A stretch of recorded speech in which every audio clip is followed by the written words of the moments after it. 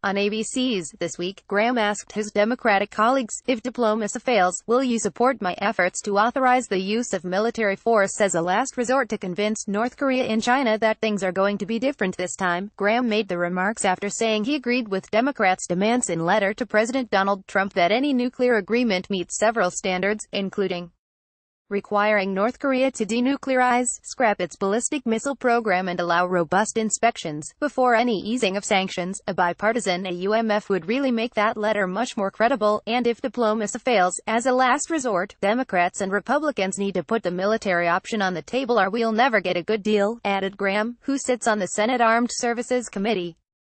Some Senate Democrats didn't endorse Graham's proposal on Sunday. I love my friend Lindsey Graham, but I think first we need a chance at peace, New Jersey Democratic Sen. Bob Menendez, the ranking member of the Senate Foreign Relations Committee, said on the same program. Menendez was one of several Democratic senators who signed on to the letter to Trump.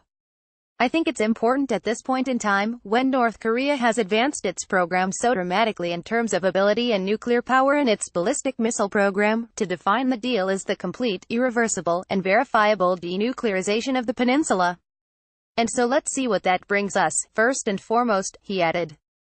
Asked whether he would sign on to an AUMF as an alternative, Menendez said, I'm not ready to give an authorization for use of military force to this president or any other one until I understand the path for peace is not attainable, and the threat continues to be a real challenge to the national security of the United States, and we have all of the intelligence on a robust debate in the Senate on such an AUMF. I have prepared AUMF, says the former chairman of the Senate Foreign Relations Committee before and voted for some, he added.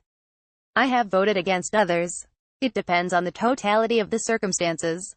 I can't just jump on to give the president the authority to have a switch in which he can engage in an attack, nuclear or otherwise, against North Korea. Senate Foreign Relations Committee member Ed Markey, D. Massachusetts, rebuffed Graham's suggestion completely.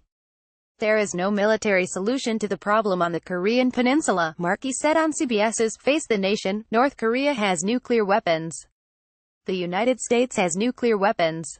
This isn't like the United States and Iran. Iran did not have nuclear weapons. Neither did Iraq. This would become very catastrophic very quickly, Senate Intelligence Committee ranking member Dianne Feinstein said on CNN's State of the Union that North Korea is on its way to becoming a clear and present danger to the United States.